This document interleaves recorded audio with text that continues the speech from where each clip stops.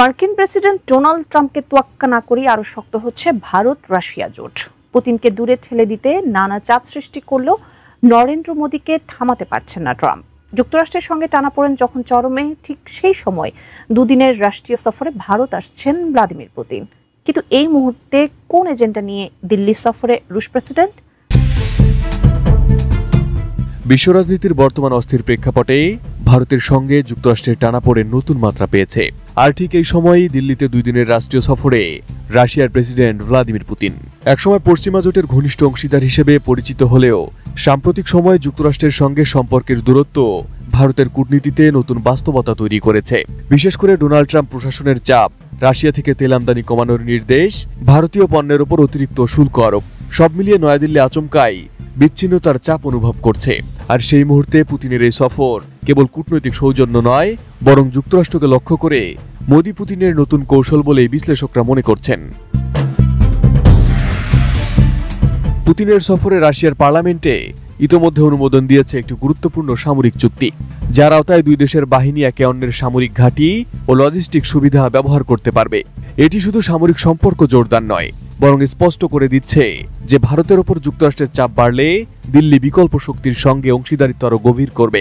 তেল, জ্বালানি, প্রতিরক্ষা ও প্রযুক্তি খাতে ভারত রাশিয়ার জন্য দীর্ঘদিন ধরে একটি বড় বাজার। ইউক্রেন যুদ্ধের আগে যেখানে ভারতের মাত্র 2.5% তেল আমদানি ছিল রাশিয়া থেকে, যুদ্ধের পর পশ্চিমা নিষেধাজ্ঞার সুযোগে সেই পরিমাণ বেড়ে দাঁড়ায় 35%। এতে ভারত লাভবান হলেও ক্ষুব্ধ হয় ওয়াশিংটন। আর ট্রাম্প প্রশাসনের শুল্ক আরোপ সেই ক্ষোভেরই বহিঃপ্রকাশ। আমি বুঝি নির্মাণের শিল্প, সালাম স্টিল বোঝে ডিউরেবিলিটি। সালাম স্টিল, মোস্ট ডিউরেবল স্টিল। এদিকে নয়াদিল্লি যে ক্রমে রাশিয়ার দিকে ঝুঁকছে তার গোপন কিছু নয়।